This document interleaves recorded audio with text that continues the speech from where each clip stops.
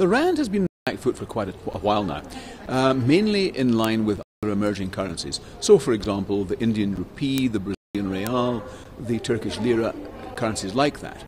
And while the US dollar remains strong, and while the US economy remains strong, I think emerging markets generally are going to remain in the back foot. I think you make a good point. The rand itself seems to be diverging from that other set to an extent. And I think if we try and put a finger on what is actually happening, it's uncertainty around the fate of Nhlanhla Nene, the finance minister. So, as you were saying earlier, deeply engaged in conversations with the president. We're not sure what the outcome is going to be. But it is a pretty binary outcome. Either he's going to be relieved of his duties, in which case the president's going to have to find another finance minister, and pretty quickly, because we're only a couple of weeks away from the medium-term budget policy statement, and that's a very, very important event. Also got the ratings agencies looking at us. And in that time, he doesn't have the luxury of time, and the rand can go an awful lot lower, depending on who the choice is.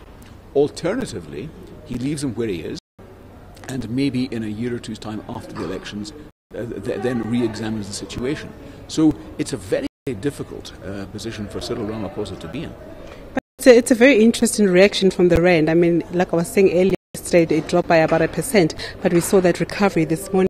What is it about this situation that's investors not so rattled as we saw nearly in 2015, where we saw that massive drop in terms of currencies?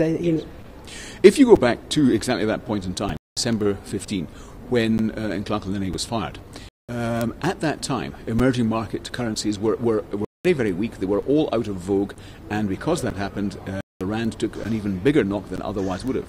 If you fast forward to, I think it was late March 2017, when President Gordhan was removed as finance minister and Malusi Gigaba was put in his place, the rand really didn't move very much. It weakened a bit, but nothing like to the same extent as what happened with Nenegate. And I think that goes back to the bit I mentioned earlier. It all depends on on the general direction of emerging markets. So if emerging markets are on the back foot, if they're weak, then we're likely to get, how can I put it, an accentuated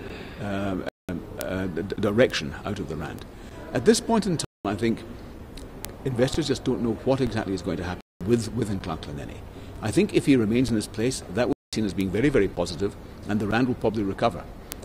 If he's taken out of the equation, then I think until you get a replacement, and the replacements could be very thin on the ground. This is something you just find walking in the street. There are a couple of people, and we mentioned that off air. One would be Nkabisi Jonas. He's much done the job before. Would he want it? He's in the private sector. Not entirely sure that he does. The other name that's been touted is Kanyago, the Reserve Bank governor. Would be an outstanding choice. He's highly respected all around the world, and I think he could slot into that very, very quickly. So I think whatever happens, not just in terms of the rand, but in terms of the economy, I think the president has to act very, very quickly and decisively. And that's why I say I don't envy him this task at all. Do you think that the finance minister should be sacked? No, I don't. I think he's made some profound errors of judgment, but I do think he is an outstanding finance minister, and generally speaking, I think he has been a man of great integrity, and I think the markets like him. And at this point in time, I think it would be, unless there is some new evidence, some new revelations that come to mind, I think it would be a tragedy if Nhlanhla Nene was to go. What about the issue that's been raised of credibility, especially with regards to the midterm 2 weeks away, that the person who will be presenting the budget, may have a questionable situation happening with the Guptas? From an investment perspective, I think you have to look at the substance of all of these allegations.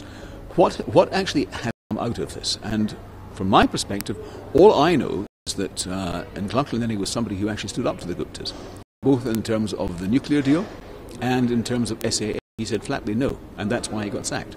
So to me, that demonstrates somebody with integrity. As I say, earlier on in his career, he may have done some things that he's proud of and that he deeply regrets.